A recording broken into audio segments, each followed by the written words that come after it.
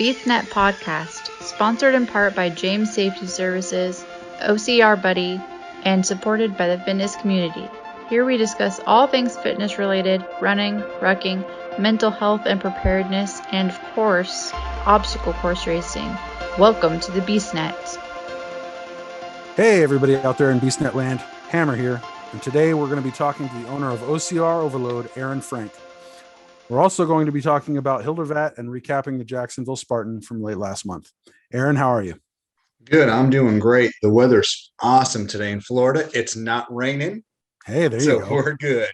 Yeah. The weather's actually kind of nice out here as well. It's been cold the last couple of months, and now we've this is going to sound funny, but now that we're up in the 40s, we can start opening our windows.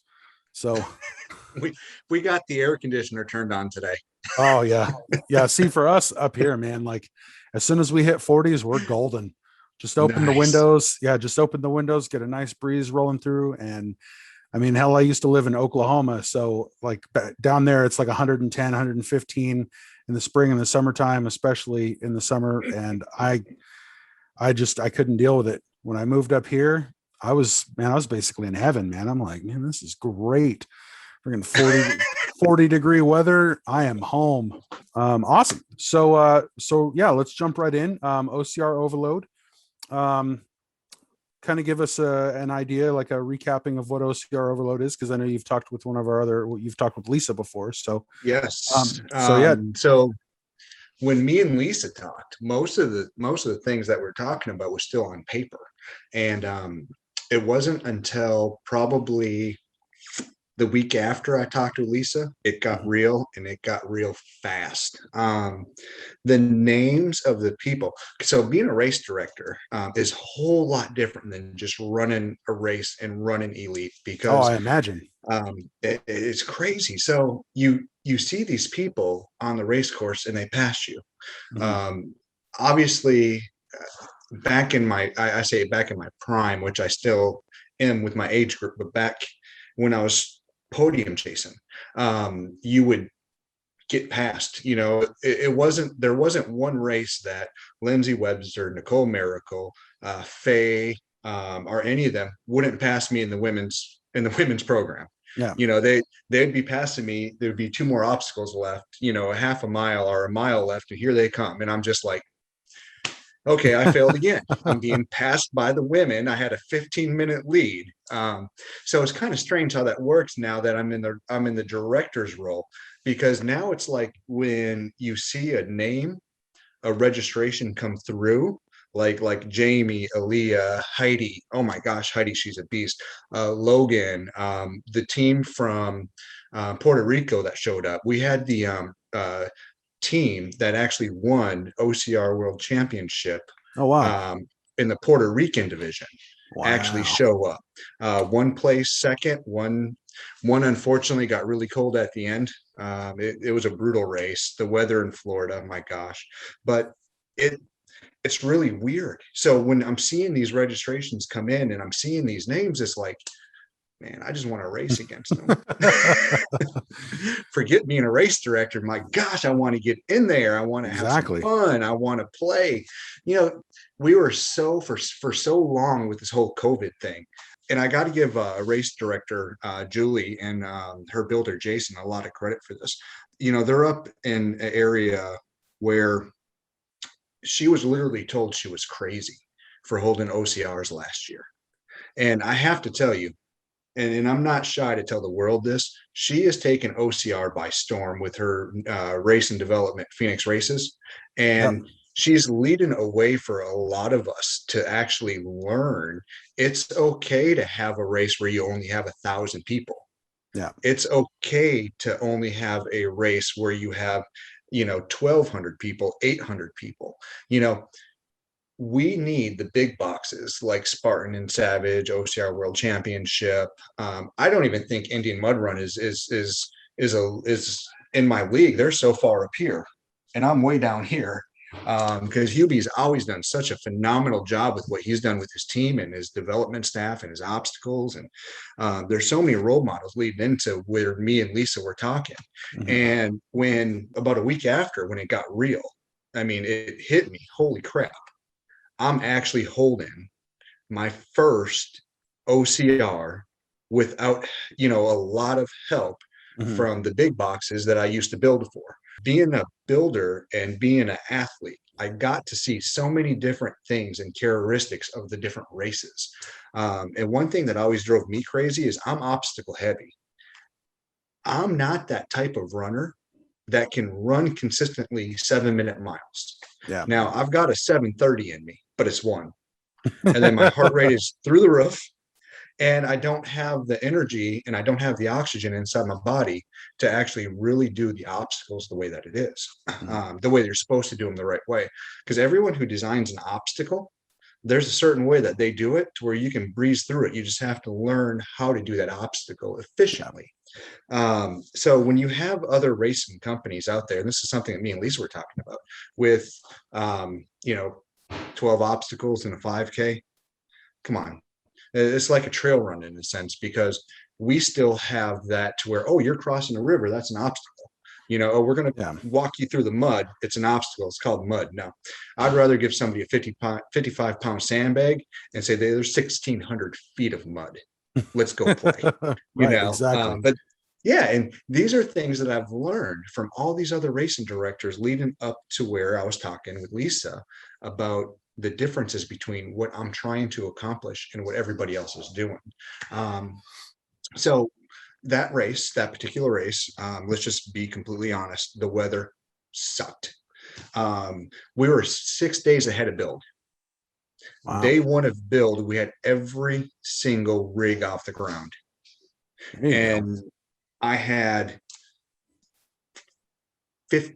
14 rigs, 14 actual apparatuses, 14 up off the ground, obstacle heavy, upper body rigs, well, besides the low rig, which was your whole body, which, oh my God, don't even want to talk about that because people still hate me.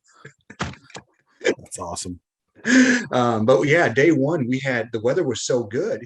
We had everything off the ground. I mean, then it was just a matter of, put the rings up, get the low rig up, do this, do that. And, it was the finer things and the safeties and going through and then calling your audibles, being like Spartan. Okay, well, hey, you know what?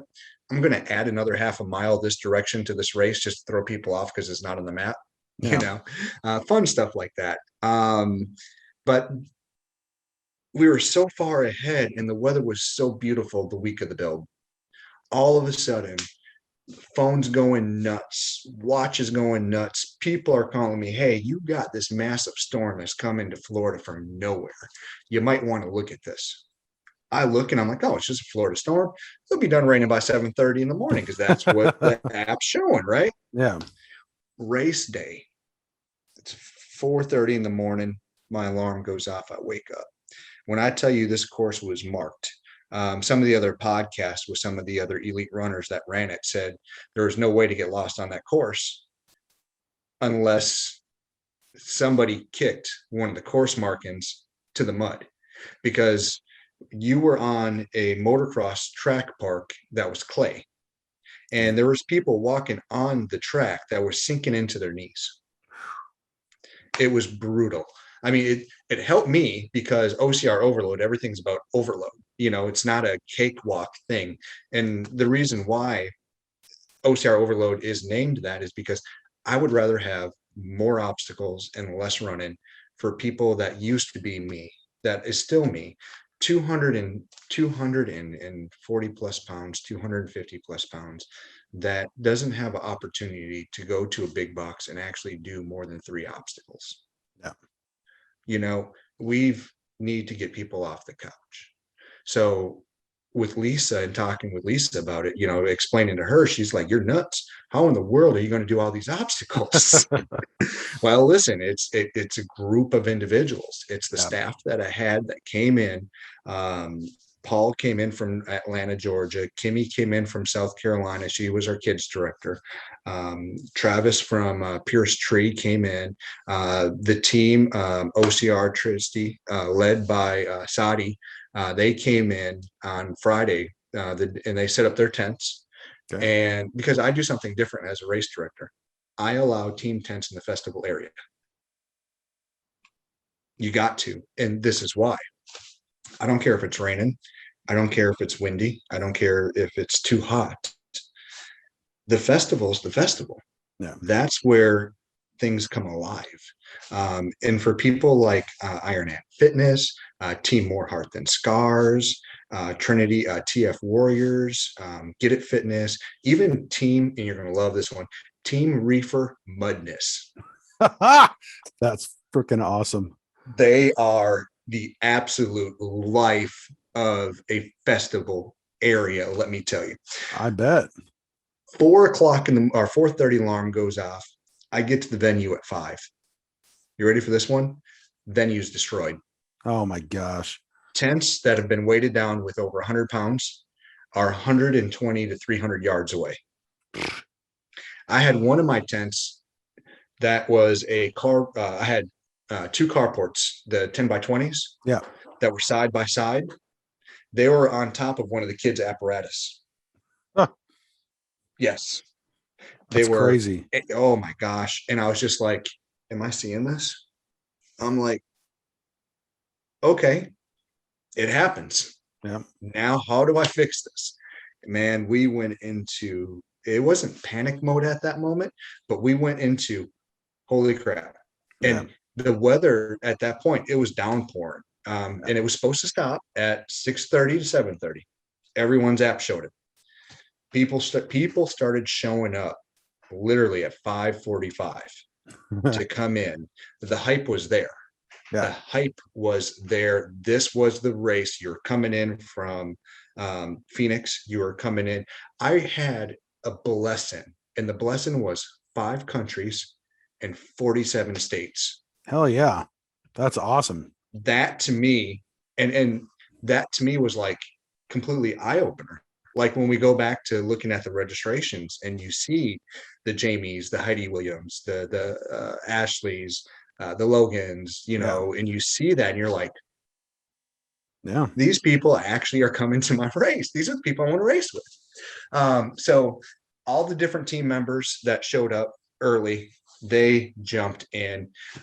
David, he's a family member from More Heart Than Scars. He stepped out with More Heart Than Scars. Big help. Oh my gosh.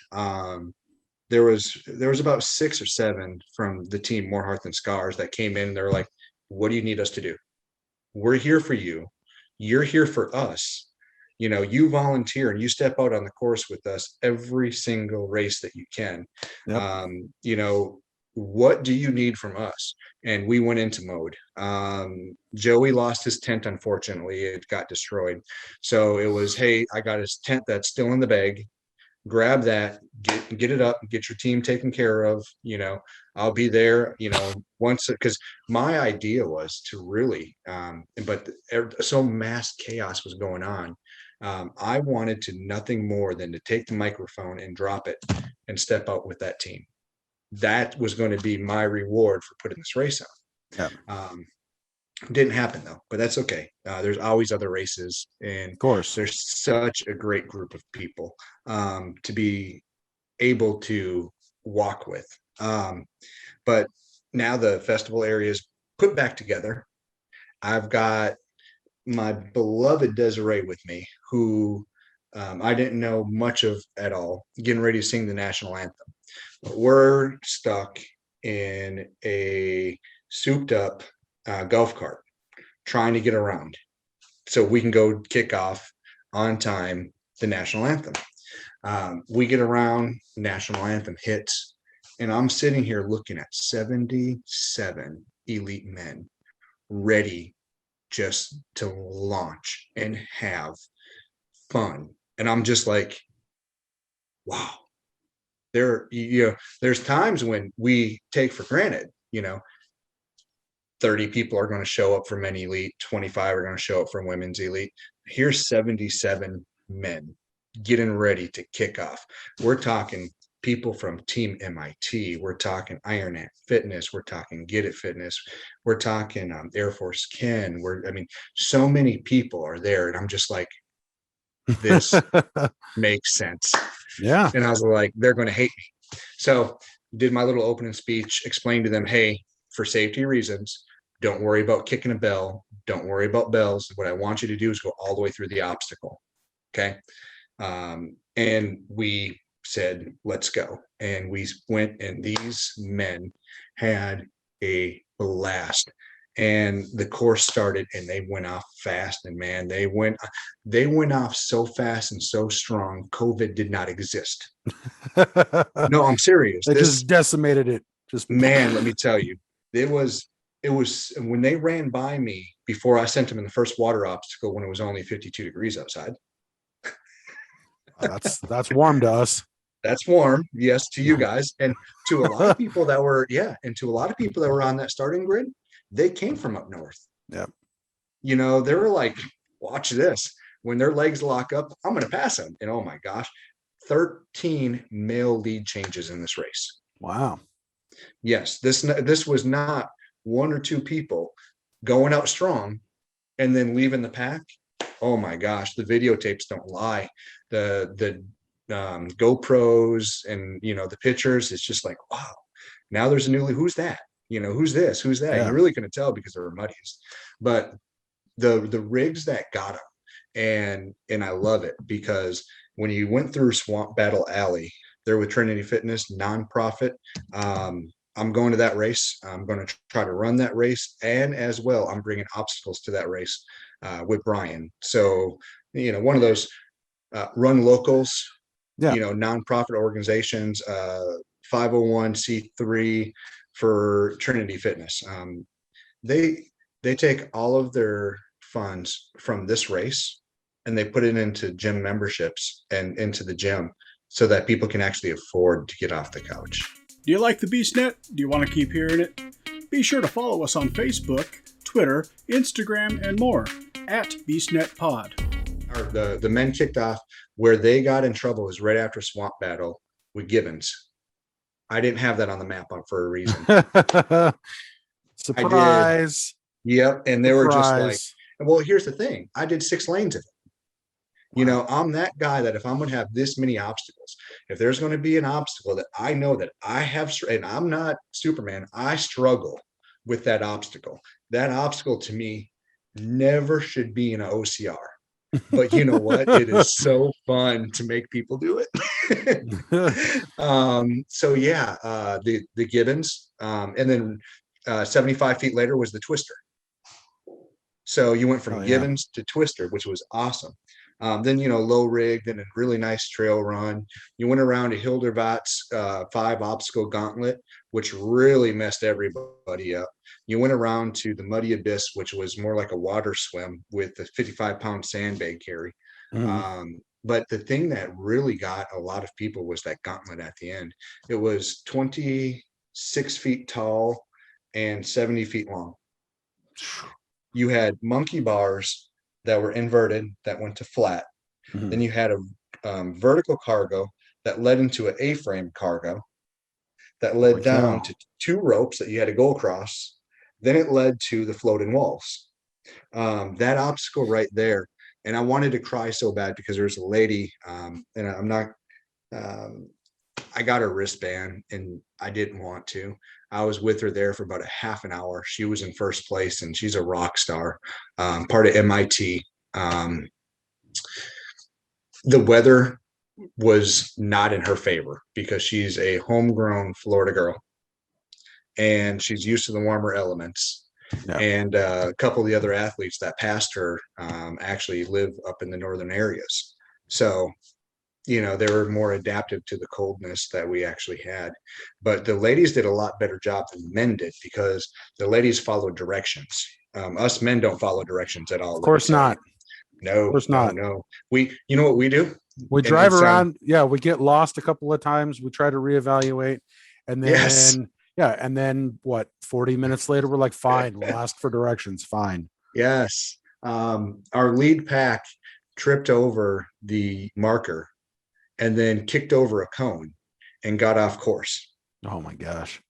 And you could see it on video, the guy's foot wrapped up. And then you hear one of the other people in one of the other videos go, we're going the wrong way. And then my guy that was there, Larry, was smart enough to realize, no, they're in a lead pack. Everyone was together. no one was separated. It was the most craziest thing I've ever seen. There was 77 guys that actually hit the suspension bridges at the same time. Huh. That's There was awesome. no gap. So Larry was smart enough, and I was on the other side when I watched it. Larry was smart enough to let them go, and then we're going to make them do a loop to get back on course. But the ladies had the pain of a trail walk with 62 pounds of concrete. 2 hands concrete, one in each hand. 37 or 30, I think they're 32 pounds, 33 pounds each, something like that. So 66 pounds or something. And it was one of those carries that was meant to separate the pack. Yeah.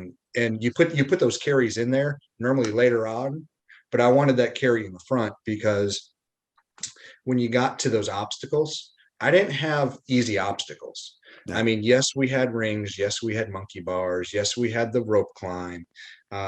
We had that low rig. That low rig was 50 feet wide, or 50 feet long, by the way. Wow. Yeah, you went up in a tube, you hit the first ladder, then you went over to the swinging ladder, you hit that, then you went over to another one, which is the floating walls, then you went to the pipes, and then you rang the bell. Everyone that missed that one and lost their band, 9 of them went back after the race and asked if they could do it again. Wow. And one guy was there for 1 hour and 42 minutes before he got it. He said there's no way in heck he's given up his band to a bleeping low rig that sits 5 feet off the ground. Hey, but yeah, the determination, man. Yeah, I mean, it just proved to me again. I mean, at that point, by the time you got to the low rig, you already did 13 obstacles, and then you still had all those rigs at the end. You still had the tire carry, the tire pull, you had sandbag carry, you had the low crawl, you had the rope climb. I mean, you had so many obstacles at the end of that race still when you were at the low rig, just to go, wow, he wasn't playing. He's bringing an arsenal of obstacles for us to play with. So yeah, ladies got done. Men end up finished. Logan from St. Augustine, Florida, Ray from Puerto Rico, and Noel from Orange Park, Florida. That's how the men finished. And then you had Jamie, Aaliyah, and Heidi. And I learned so much from that race that I am bringing every one of those obstacles and more for the July race. There you go. There you go. Well, which is amazing. You're not kidding when you say overload. No, I mean, think about the kids race too, man. I mean, I had a 30. I'm sure the parents will be happy because they'll sleep well. Yes, right. I had one guy come up to me and he goes, when you were doing your live videos and I was looking at this, I thought this was the adults course. And I said, no, buddy. Yeah. I said, I said, I don't want to step on any other race director's toes, but I am tired of kids just going for a half-mile run, having 2 obstacles, and that's it. I had, oh my gosh, I had vertical cargo form. Okay. I had the monkey bars. Now remember, they're inverted and diverted with 10 feet in the middle of flat monkey bars. Okay. So you had 30 feet of monkey bars for the kids. It wasn't in, yeah. And by the way, like the adults, I went 6 wide on a lot of things. Yeah. With the kids, I went 6 wide on a lot of things. I even gave them their own multi-rig. I had rings, ropes, pipes, everything for those kids too. 4-foot wall, 2-foot wall, unders, overs, fireman hose wrap, the spider wrap. We took, I think 900 feet of fire hose in the first section and then wrapped it all every which way. Mm-hmm. And then I went and got another 1,500 feet of fire hose. And just Kimmy did such an amazing job with everybody.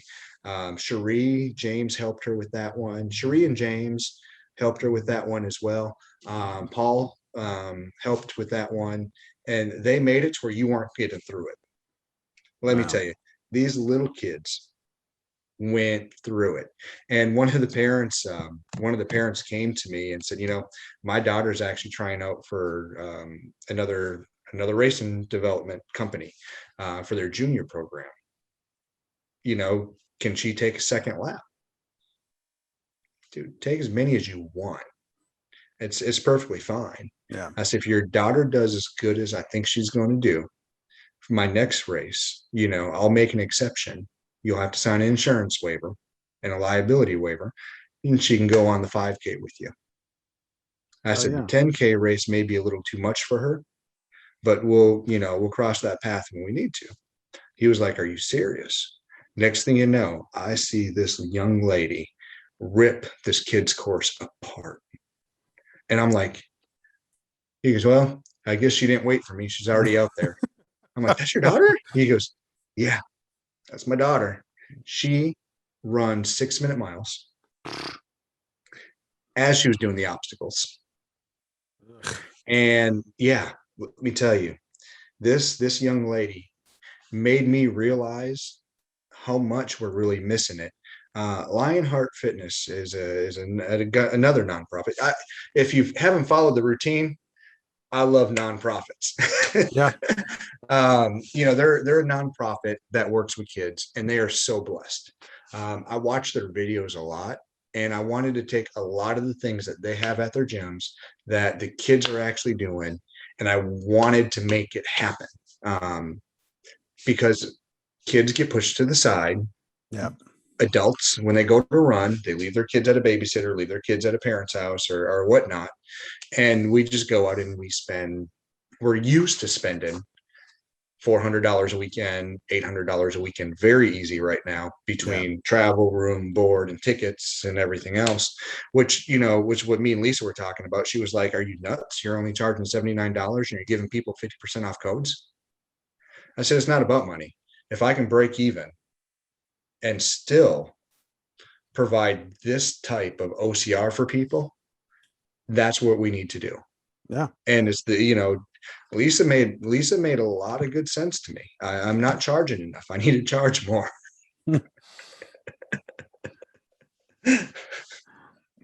Hey, I mean, it is what it is. And the thing is, like I talked about with Victoria from Phoenix, and yes, I talked to Heidi Williams not too long ago.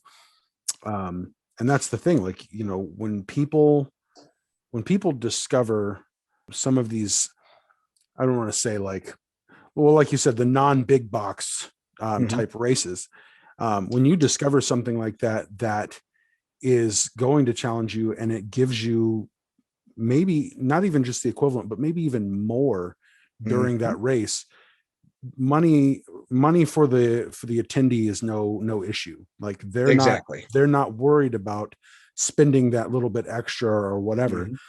They're there for the experience. And exactly. And so, I mean, I'm sure you could probably charge an exorbitant fee, but that's not you. No, and it never will be either. Yeah. And I think, like you said, it's about providing a quality event, but not breaking the bank. Yes. And you're on point with that. I mean, if we, and I love Spartan. Joe has been a leader in this whole movement, and I used to build for him. I mean, I think I still have volunteer codes I've never used. If I go back and I look, there was a time when we can run a sprint for $59. Yeah. There was a time when the super only cost $89. Yep. And there was a time when a beast only cost $109. And that wasn't that long ago. Yeah. Insurance companies, lawsuits, logistics. I know that these trusses are not cheap. These trusses are anywhere, when you get them from China after payment, shipping and everything, you're looking at $800 to $900 for a 10 to a 12-foot truss. Jeez. One. So when you're looking at these apparatuses that we use, I mean, not walls, not the 4-foot walls, the 6-foot walls, the 8-foot walls, the 777s, not even the cost of that stuff particular. But the actual cost that really goes into it, these trusses ain't cheap. And then we have equipment, I think my rental equipment for this last race was close to $3,500 just for the equipment to rent to safe. Now, you don't have to use equipment to put it up, but you ain't being safe.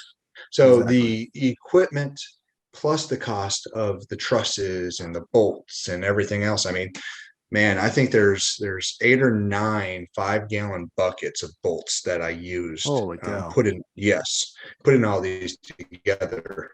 And then you have your tools. I mean, you got your impact wrenches, you got your bits, you got your batteries, you got your extra batteries, you got your chargers, not to mention caution tape that men don't want to follow. We spend just hard-headed. That's ladies, all we are. let me tell you. Yes. Ladies, let me tell you, thank you for being brutally honest, and thank you for being brutally smart, and following guidelines and directions, because without you guys, we'd be lost. Yeah, I 100% but yeah, agree. I mean, it's all of it. When you look at that, so I get Joe's standpoint, I get Savage's standpoint. I mean, I'm getting ready to sign up for the world's toughest. That's going to be a good race for me. Also you were talking about Phoenix a second ago. Julie and Jason are getting ready to launch triathlon. Okay. So secretly I've been training for Ironman. I'm going to do it because people like me who are diabetic really don't have an opportunity to do events that take that long of a time period. When we do something being diabetic, you're either type 1 or type 2. Oh, you're like me. I have a pancreas that releases, and it, whenever it wants, it'll drop down to 10 to 20, and it's lights out, or it'll go up to 600, 700, sometimes 800. Yeah. And it could be, hey, I'm going to go to bed for a couple of days. It's hard to recover from those. So with Phoenix getting ready to launch this triathlon, for a director for me from Florida to say, hey, that's brilliant. And you know what? I have no problem helping you promote that, because I'll probably be racing it too. And that's what it's about. It's about helping the people that have helped you get to where you're at today. It doesn't matter what, you can call me OCR Overload, and you can say, hey, I went to Aaron's race. This guy's sick. He didn't know I was there. He had 40 damn obstacles. He didn't know who I was. Yeah. I didn't tell them when I went through registration, hey, call Aaron for me so I can say hi to him. But then you see it on social media, all these other racing directors that showed up, and you're just like, oh, wow, man, that's just nuts and crazy. So for us in Florida, with Hildervat Racing, with Swamp Battle, OCR, with OCR Overload, with Heidi Williams, with Joseph over at Get It, that does the decas. Him and Heidi do the decas. And let me tell you, man, there's so much camaraderie between all of us. And that's where OCR really needs to be, is with a camaraderie, not just with the directors, but with the teams. Like, for example, Team MIT, oh my gosh, they're beast. TF Warriors, Swamp Hobbits, oh my gosh, man. Swamp Hobbits, that's awesome. Have you seen them? No, I have not. Oh my gosh, the Swamp Hobbits. Oh my gosh. This guy, Donald, is a part of Trinity Fitness. And he's a great man, great Christian guy. He's one of the people that you can look at and truly know where his heart is. Mm-hmm. And he'll tell you how it is. And when he tells you he's going to be there, he's there. And there's no question about it. He's there. Swamp Hobbits. First time I met them was at the Swamp Battle back in 2020.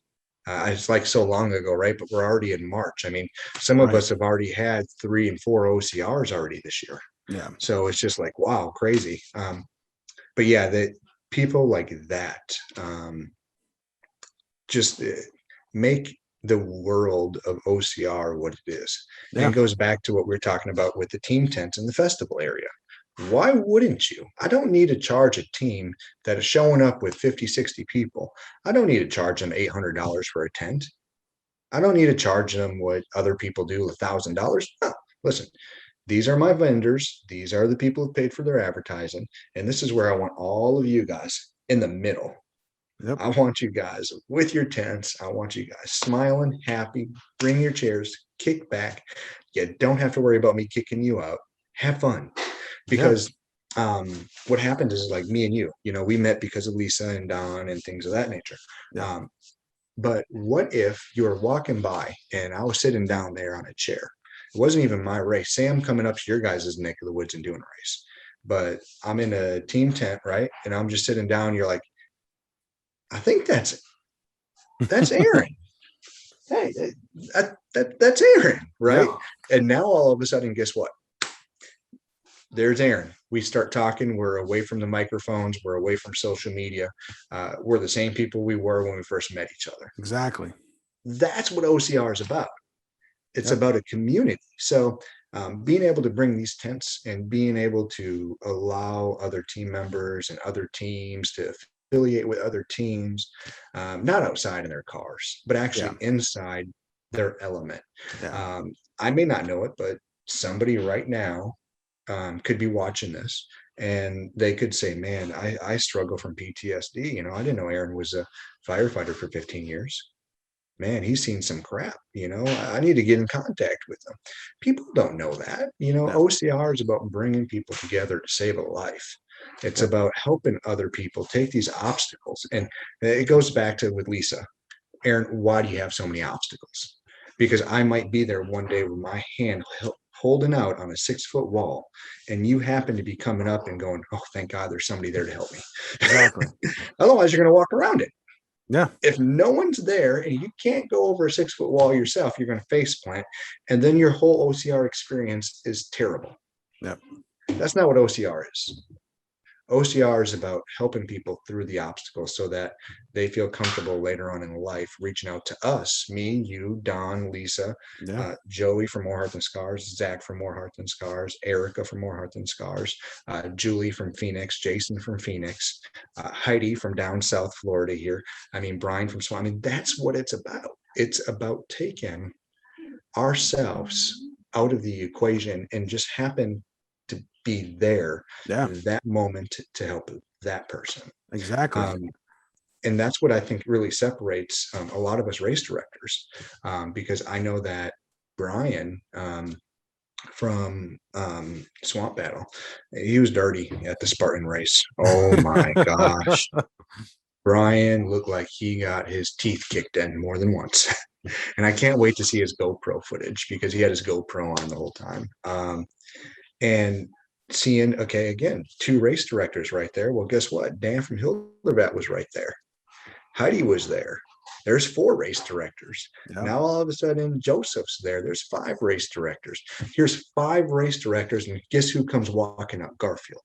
Here are 6 people that love what they do and love to help challenge others to help them in this lost world. Yeah. So, would we be able to all get together at that one moment in time if it wasn't for OCR? Probably not. I'm sure it could be arranged, but you know how hard that is right now. Yeah. Yeah. Well, especially right now, but even under normal, like quote unquote, normal circumstances without all the, without the shadow of COVID. That would be quite the task to get 7 race directors together and, to actually have, unless you've all pre-planned to be at one specific, big box event together, but we're talking about racing, racing local mm-hmm. going to other local and supporting. Yes. And that's like you said, that's the beauty of the whole thing. And mm-hmm. I bring this up every episode, I think, that I've ever been a part of, where we talk about the community and how important it is. Yes. I can't tell you how many people I have assisted in a race that I don't even know their name. Somebody, right. Like you got somebody that's, mm-hmm. like you said, struggling on a 6-foot wall or, inverted wall or something like that. Inverted wall for me, I absolutely hate inverted wall. And I can't tell you how many times people that I don't even know have helped me over it.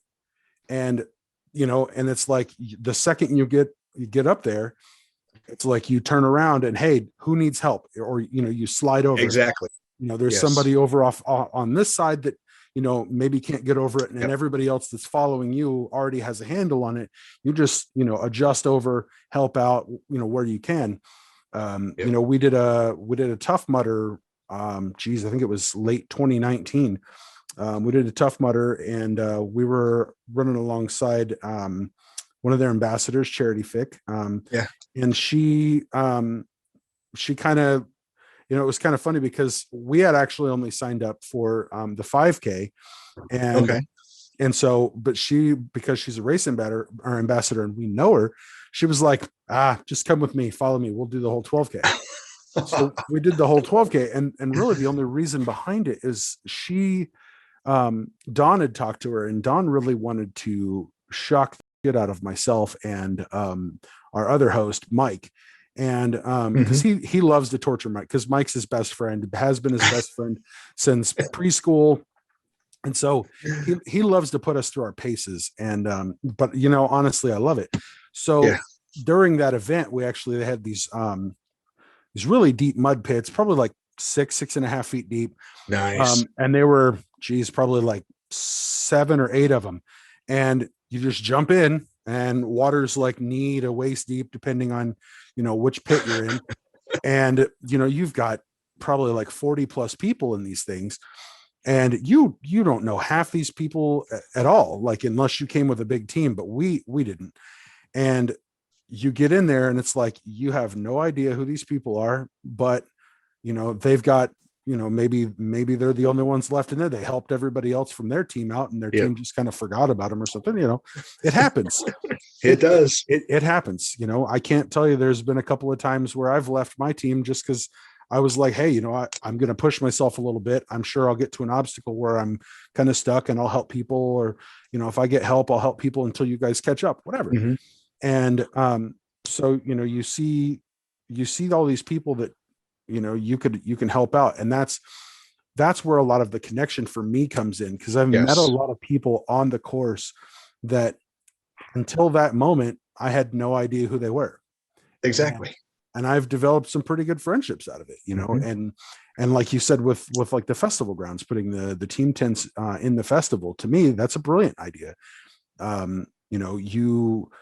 It's basically like, that is the epicenter, the heart of what this community is basically about, the community, and I mean, there's no question about it. We don't just come to OCR events just to do the race. I mean, we come to party and hang out and meet people and have a good time. Like, it's kind of like a mini vacation of sorts. Yes. And it is, you're right. And, there's been plenty of times where, like you said, you're walking along and you look over and you see, you're like, holy shit, there's an elite athlete. Like, and you just go talk to them, and they're super down to earth people. Like, they're not, they're not like super into their own ego and all that. You can talk to them. It's like, what other sport can you do that for the price of admission that you paid? You can't do that in football. You can't do that in, baseball or soccer, hockey, NASCAR. You can't do any of that. You pay the price of admission, and then you go and hang out with these people. And it's like a giant meet and greet. Yes. But you have fun with these people alongside you. And it's really cool, man. And to top that off, this week at the Spartan race, Woodsy, my gosh, his last race that he had in Florida was Hilderbot, at the first one at the beaches, and he missed the axe throw. He missed the axe throw, and then he goes to run and he trips over his foot, just barely hits his foot, just like taps it, and he finished second. So so when Woodsy was coming off of the slip wall, I screamed, and he was in first. I mean, he had it. All he had to do was cross the finish line. He could have rolled a few times and still had it. So I scream at him, watch out for the Hilderbot axe. That's awesome. And he came over to where we were at. He was walking to his vehicle after he crossed the finish line and stuff. And he goes, I got to tell you, he goes, I heard what you said. I was like, yeah, I screamed it. That was me. Yeah, I did it. Yeah. And I mean, a lot of that, it's sometimes it's about the little digs that you can get with other people, and Yes. not that it's, some people probably getting into OCR for the first time probably think, oh, that was kind of a dick move. But, I mean, in all honesty, it's just fun. Like, Yes. we dig at each other, Mhm. that's to me, it's like, there's just this, I always feel like there's this raw beauty, almost like a, what's the word I'm looking for? It's almost like it's just carnal fun. You know what I mean? Like, there's this Yes. carnality about it. There's nothing that's like, I guess, prohibited in a way. You know what I mean? It's fun. Correct.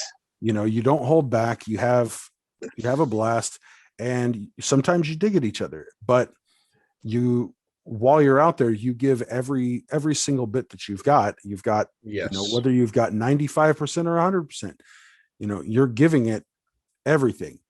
And when I stopped running for podiums, and I started helping people, there's a whole different world of training for this. Yeah. And I will say this briefly. I'm going to bring up Joey from More Heart Than Scars. This man is phenomenal.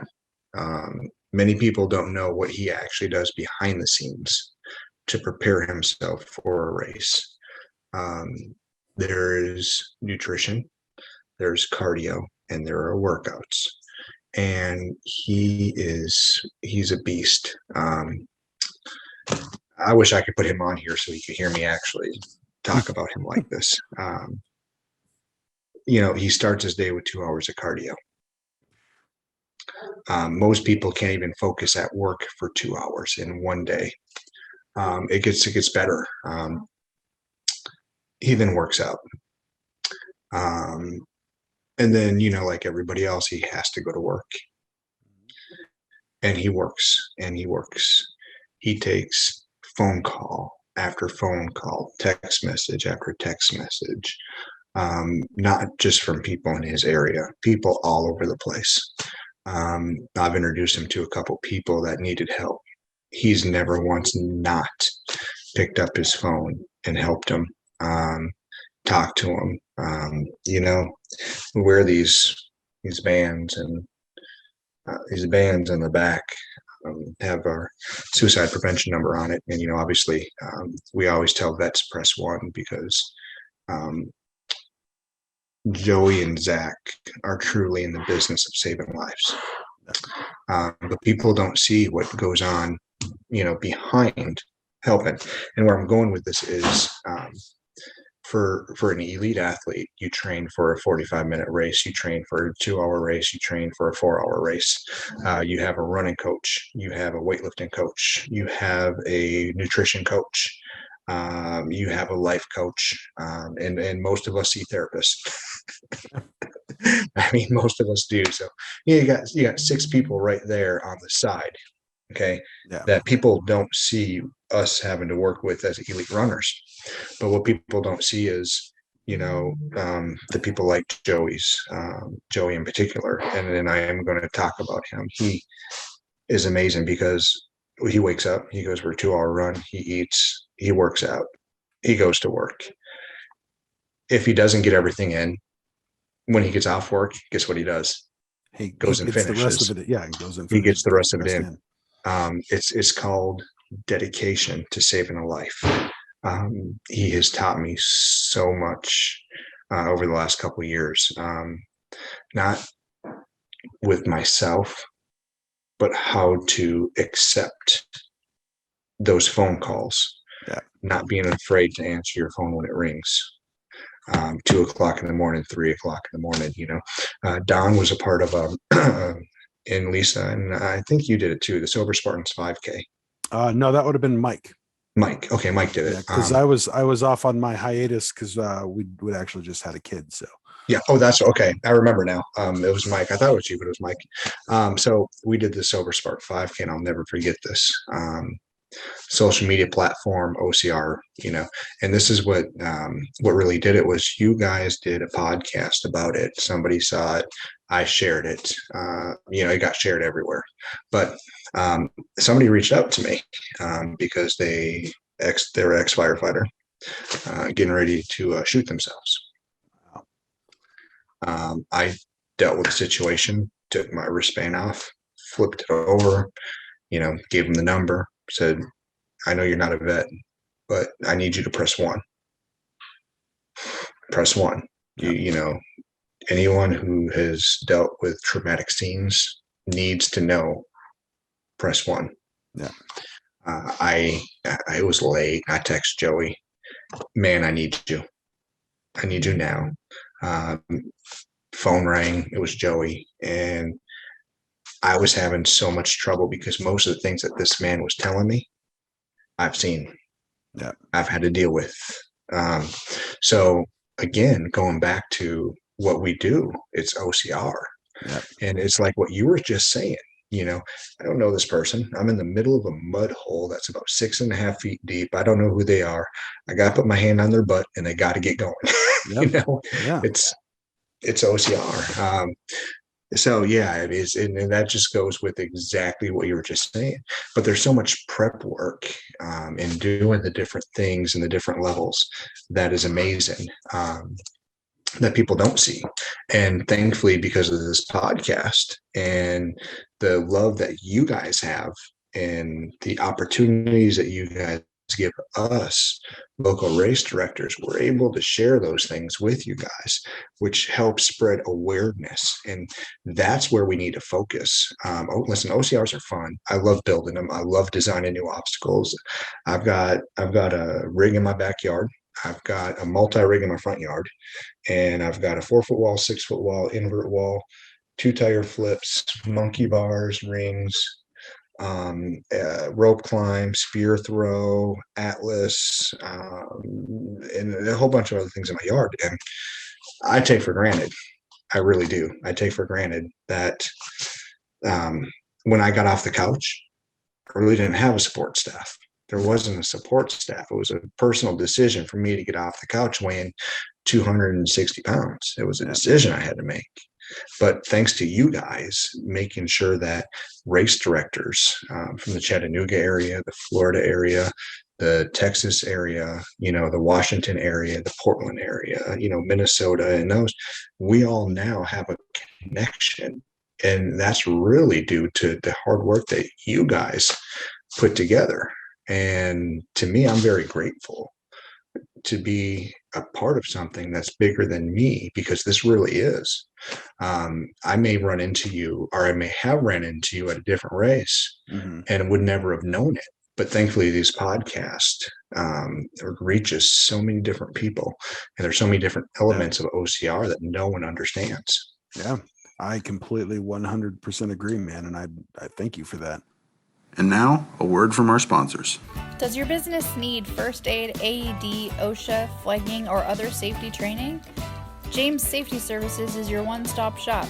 Find them on Facebook today at James Safety Services WA and ask for a quote on hosting your training needs.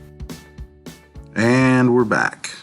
The thing that I kind of wanted to go back a little bit is, I know you mentioned that you were saying that a lot of these guys have they're training for a 45-minute race, or however long, whatever their race is, with distance or trail runs and all that.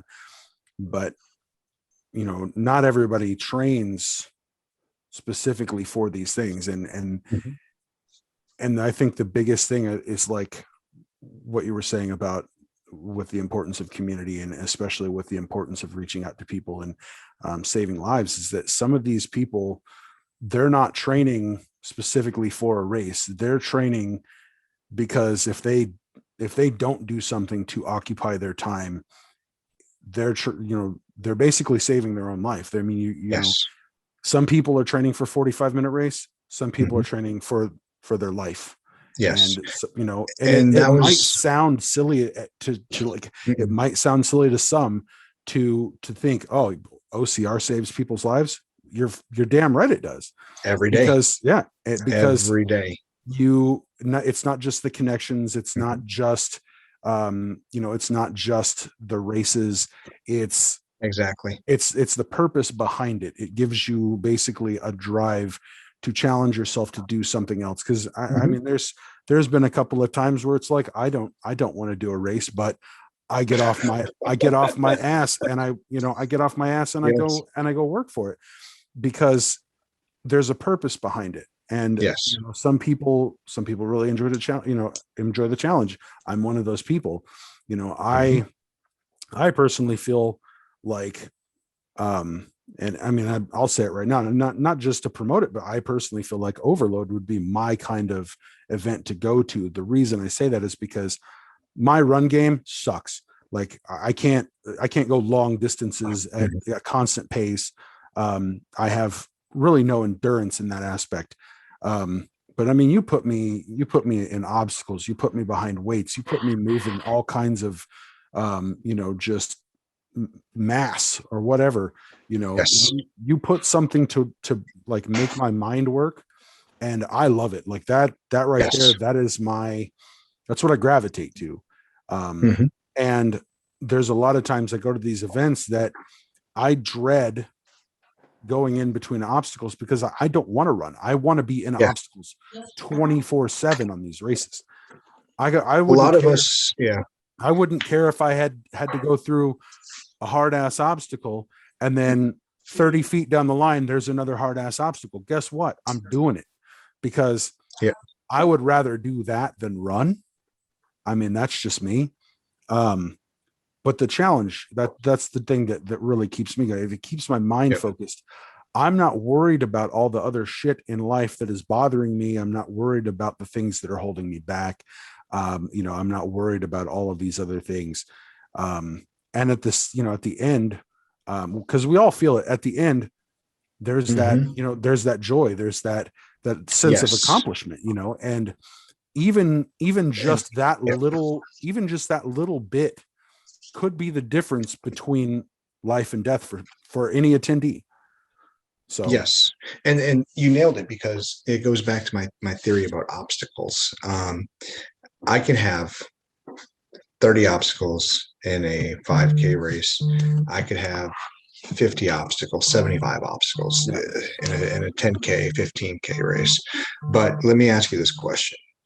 If they're all the same obstacles and they're not challenging, let's put monkey bars in the same obstacle course 4 times. Well, I'm going to put monkey bars in the middle of a pond floating on 55-gallon drums, because that's just me. I'll do it. It's logistics. Okay, well, he had monkey bars in his race twice. Tell me about the monkey bars. Well, it wasn't just your typical monkey bars. This director decided to get twisted and put 50 feet of monkey bars in one section, and then a 40-foot piece of monkey bars over the water on another. I don't know what he was thinking. But then it just goes back to, every race director has their base obstacles. We're all going to have walls. We're all going to have monkey bars. We're all going to have rings. We're all going to have pipes. There's so many different apparatuses we're all going to have. But it's about, with Overload, and you mentioned, and you nailed it, it's about giving, and I'm overstepping my boundaries here using this, but giving people like Logan, who was obstacle heavy, an advantage. And I didn't think of it as being an advantage. Logan can run. I'm not saying he can't run, but with 13 lead changes in the males elite at my last race, it truly 110% proved my theory. Got a phone call from a guy that said, "Hey, I'm about to sign up for Swamp Battle. I hear you're bringing obstacles." Yes, I am. Will you bring a low rig? Buddy, I can't say what I'm going to bring to Swamp Battle, because, Swamp Battle has a designer, and they have a builder, they have a director, they have a board of directors. I said, I can talk to Brian about it and see if he'll allow me, because, we don't step on each other's toes. We are here to uplift and support every entity, no different than Hilderbot. We're here to uplift each other, to bring each other up, because there's more than enough. There are going to be so many people that go to Dan's race here that's not going to go to mine because it's logistics. It's who has vacation time, who doesn't have vacation time. It's all that. So there's more than enough money, as they say, in the pot to spread it out and to play fair. So with that, I talked to Brian. Brian was like, we're gonna definitely use a lot of stuff. We're gonna play. We're gonna put whatever we can. You can go ahead and have your own little overload area. Yeah. So I am bringing some toys to Swamp Battle. But this gentleman was like, I'm only going to sign up if that low rig's there. No big deal, right? I'm confused here. Yeah. He goes, listen, I signed up for Swamp Battle. I met you at Swamp Battle in 2020. It kicked my ass. I come to your race. I had it until I got to the pipe, but you added another 10 feet to your rig. He goes, that's not fair. I finally had an opportunity to crush the dang thing that kicked my teeth in at Swamp Battle.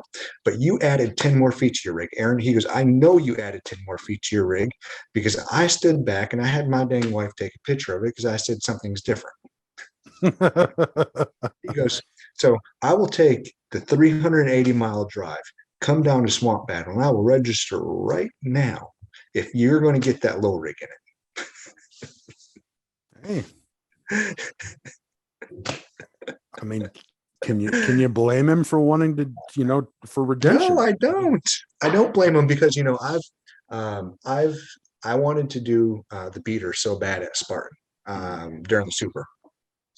That's an obstacle that I can crush. That's an obstacle that when I say I can crush, oh my gosh, I crush it. Think of monkey bars going this way, right? Mm-hmm. But now turn your body sideways. Okay. You have all the control in the world. Solid L's straight through it. I was watching people fall left and right. And I was, I stepped out with more heart than scars. So I waited for all the team members. I helped a few team members. Did what I was supposed to do with Zach and allowed everybody to do their thing. Started coaching, started helping because that's what we do. We help people along the way. You never know, may open the door to help somebody in the future. So I waited for them to get done and I'm like, yes. Everyone was done. I did that bad boy 6 times in a row. Oh yeah. Boom, walked back. Boom, walked back. Boom, walked back. Boom, walked back. That was one of those obstacles. I didn't design that obstacle. Let me just go and say that at the beginning before I go any further with this. I never designed that obstacle. That obstacle was designed by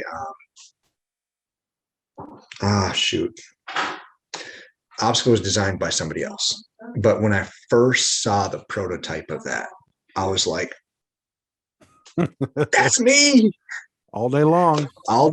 And it kicked me in my teeth. A year ago, it kicked me in my teeth. I mean, it really did. I couldn't figure it out. Yeah. So what does anybody do that love obstacles that just wants to crush it do? You find a way. Yeah. I watched Nicole Miracle. I watched Nicole do it on YouTube, and I sat there and I'm just like, face palm. Really? I mean, bomb wasn't the word for it. I was like, I've had this wrong the whole damn time. I had monkey bars wrong. I had this wrong. I had that wrong. So when I got to it finally, after waiting a full year, and this goes to what we were talking about the obstacles. Yeah, I waited a full year to go back and to kick this dang thing square in the nuts. And I did. And I was so nervous when I went up there because I had all the weight of this one obstacle that I failed that I just burpeed out on. And I don't do burpees, I hate burpees. I'm in burpee groups, but I hate burpees. Is there anyone that loves them? Yes, there's a guy in the burpee group that loves it. He created burpees, but I'll tell you what, he 100 burpees for 100 days. And it's a good group of people, strong individuals up here, because we build each other up. You know, going back to, I don't care what team you're on. If you're on Get It, if you're on Trinity, if you're on MIT, if you're on Iron Ant Fitness, you know, it don't matter what team you're on. We're here to do one thing: lift people up. Exactly. So after being kicked in my nuts and being able to do it not once, not twice, not 3 times, 4 times, 5 times, I was just like, yes. Yeah. But yes, and so going back to that gentleman, you know, it's like, I get it, man. I really get it, because I've felt that before. Exactly. And you know, and we all have that one obstacle that we dread the entire time. Like, this thing kicked my ass last time. I'm going to make sure that you know, for a little while for me, it was the Z wall. My gosh, I built those because I couldn't do them. You're figuring out, okay, let's see, let's make it more challenging. Yes. Yeah, but I mean, you know, structurally, you know how they work, and you know the purpose behind them. Yes. But even then, they're still challenging. Like, oh my gosh, I absolutely hate anything that has to do with throwing things. I'm like 50-50 on the spear throw, man. Every time 50-50. Like, seriously, I could get up there, and I don't know if it's because, like, I don't know if there's like a difference in the weights between events or what, but it's like sometimes I get up there and I'll get myself set, get my form, throw it, boom, dead on. Next race, I get up there and I'm like, oh yeah, I'm going to kill this because I did it last time. Get up there and it's like, nope, just completely brushed by the whole thing. Like, didn't even come close. So yeah, I did the same thing Saturday and Sunday. Nailed it Saturday, just killed it. Sunday, I was like, first one I threw, I missed. I was like, son of a gun. So me and Josh Kohler, we went ahead and did penalty lap together. There you go. Yeah, so it was a long talk we had because the penalty lap really sucked. Yeah, I bet. And you know what's even worse about it is I have the spear throw at the house. My buddy Travis, who owns a tree company here, he's a beast. He doesn't miss. I don't think he's ever missed at my house. And I don't even want him to be in my yard anymore playing on the obstacles because we always end up there and I always end up depressed. And I've got it there. And it's just like, I even made the foam. So I did the foam. I used to do the hay. But then after 6 months, 7 months, replacing it twice in Florida was just like, I'll go do the foam. So I got a big, huge foam block and I made it smaller than what Spartans are by about 3 inches on each side. So 6 inches smaller width wise, and height wise, it's about, I want to say about maybe a foot smaller. And I did that on purpose so that when I get to a Spartan, the target's like, whoa. Oh yeah. But yeah, God, I hate that. I really do. I hate the spear. Because it's either going to lead to a very terrible penalty lap, or it's going to leave those dang dreaded burpees. And I just I can't deal with them. Absolutely. Aaron, so before we wrap up, do you have any advice or encouragement that you want to give listeners? Oh man, I do. Take the initiative and go for a walk. Grab your kids, grab your dogs, put them in a stroller. Heck, go buy a used bike if you ain't got a bike for your kids. Yeah. Just go out there and just attempt to get off the couch.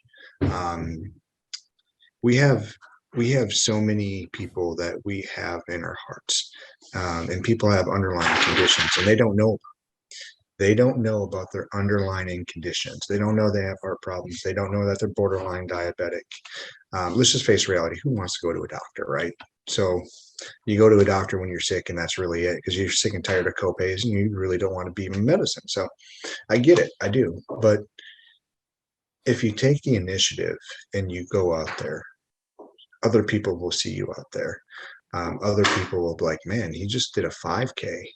Who cares about your time? I've got a very strong 5K time, 26 minutes. But the best 5K I ever did in my life happened to be Sober Spartan 5K. Joey was on the brake and I was pulling Erica, not only up the mountain, but on the ground. And it was the absolute best 5K I ever had because it wasn't about me. And where I'm going with that is sometimes when we look at our lives, We forget about the people around us. We forget how many people we affect during the day, our positivity, our sense of humor, our crazy nuttiness that we have inside. There's something about every single one of us that other people see. It could be the beard. It could be the gray, the devil. I was told that when this is the devil because I don't have the horns. I was told this is the devil because this is the only place I got gray hair. So people rely on us daily that we don't know. Yeah. So take the initiative, go for a walk, put your kid on a bike, or go on a bike yourself. You don't have to spend $200 at a gym. You can join a gym for $10 a month right now. Mm-hmm. Join a gym. Just be comfortable with who you are as an individual. I will say this within closing this. Dan from Hildervat, OCR, he does beach OCRs. I about gave up with this whole COVID thing happening. I was doing a lot of traveling. I was helping people build obstacles. I was designing obstacles for people's backyards and really just doing everything I could to hide the fact that I was diabetic. Yeah. To hide the fact that I'm a half a percenter. This last Spartan race, I took a lot of shots to survive it. My sugar just would not come down. It just kept climbing and climbing and climbing, which is opposite of what it normally does. Normally, the more active I am, it goes down. It just pancreas decided to say, hey, I'm not going to produce nothing. Good luck. And then decided it was going to produce everything. But Dan had this beach race, and I'm not your typical race director. Obviously, you can tell that. COVID hit. Julie had to cancel the Meridian race, Celtic Warrior. So I had nothing to do. I was going to Mississippi. I was going to go play in the mud with my friends and have fun. Come to find out that not that far from my house on the Jacksonville beach, that there was a OCR, and it's like OCR. That's pretty cool on a beach. What the heck? Why am I going to go to the beach and run a 5K? This is stupid. Well, so I'm not going to turn on the beach. Joe's Crab Shack's right there. I'm going to go eat. Right. So my idea was, completely crazy.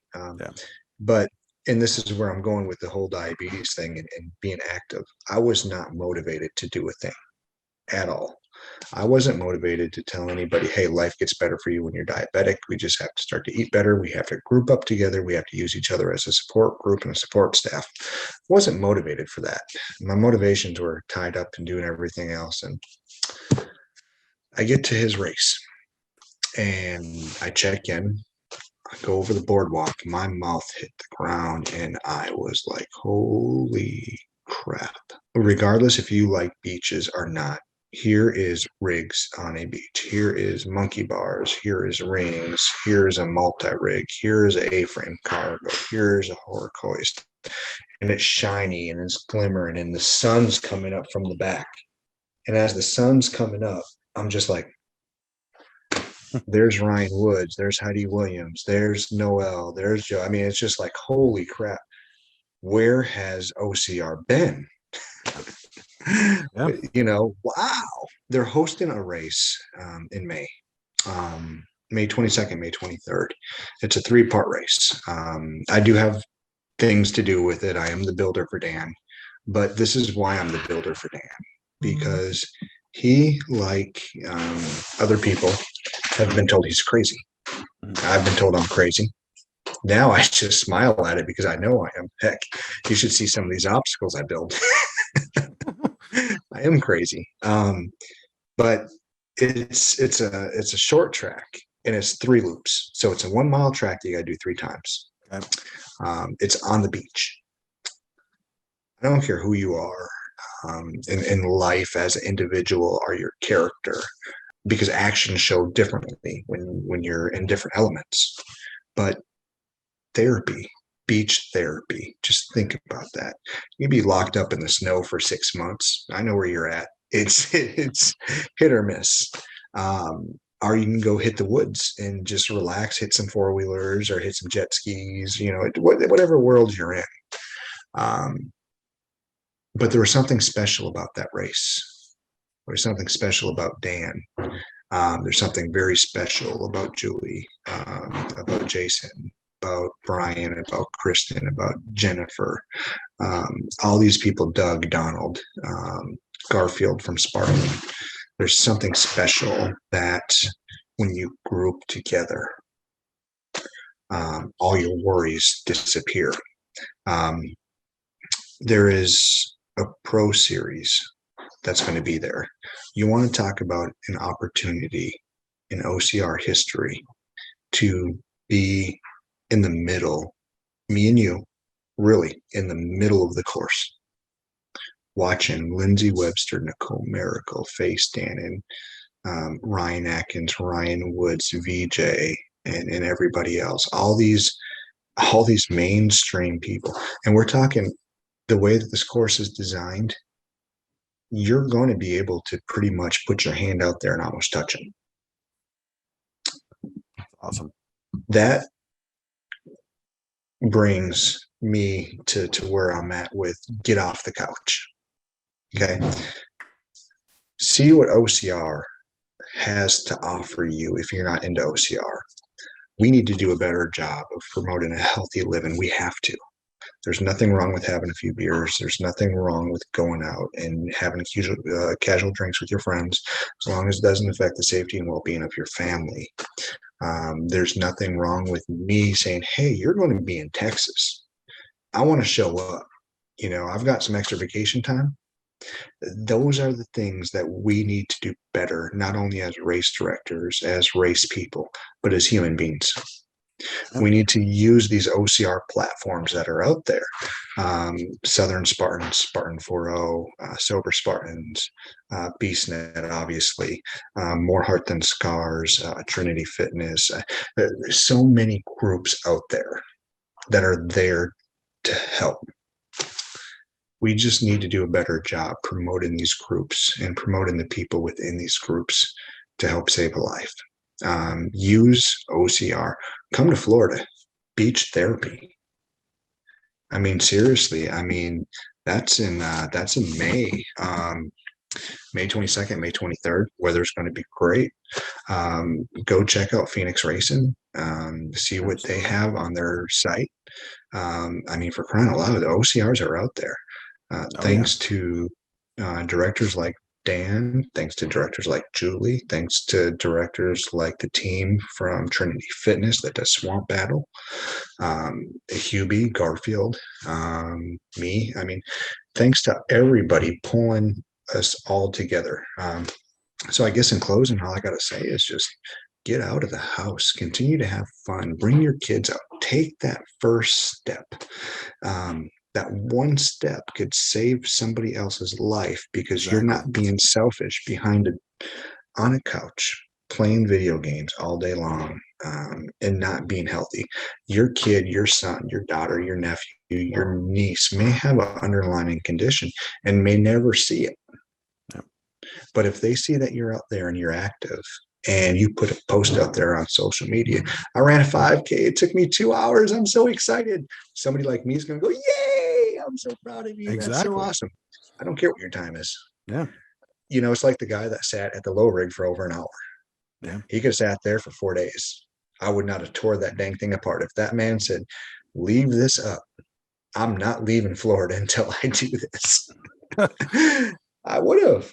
Yeah. But yeah, just people get out, man. Use the resources that are out there. Use the different team members that you have. Uplift each other. Use social media for the positive. Don't use it for the negative. Spread kind words and just pass a smile to people. I mean, because it could change and alter someone's life. Check out local racing, Lionheart Fitness for kids up in the Chattanooga area. Just have fun. I mean, the race in July is going to be huge. We got a 15K and a 5K trail race. We have a 10K OCR. We have a 3K OCR kids course, and we have a 5K OCR on Sunday. I'm getting ready to launch a one-time coupon code for that. And that coupon code is going to be from a sponsor that just signed up. And possibly they're going to sign up for 2022 as well. Bang Energy drinks. There you go. Yes. So that code we'll put on a link for everyone to actually be able to use and have as well. But no, things are looking really good in Florida. Things are looking really good everywhere else too. We just have to dig in. OCRs are out there. You just have to get off the couch. Yep, exactly. Awesome. Well, Aaron, thank you so much for being our guest on BeastNet tonight and for giving us motivation, inspiration to be stronger, better versions of ourselves. It has seriously been a pleasure, and we definitely look forward to getting back with you in the future. Not a problem. Thank you, guys. Thanks for listening to the BeastNet podcast. If you haven't done it yet, find us on Facebook, like and share the podcast. Give us a review on iTunes or Spotify. All these things will help to expand the show in the future. Don't forget to subscribe and let us know what you think and what you'd like to hear.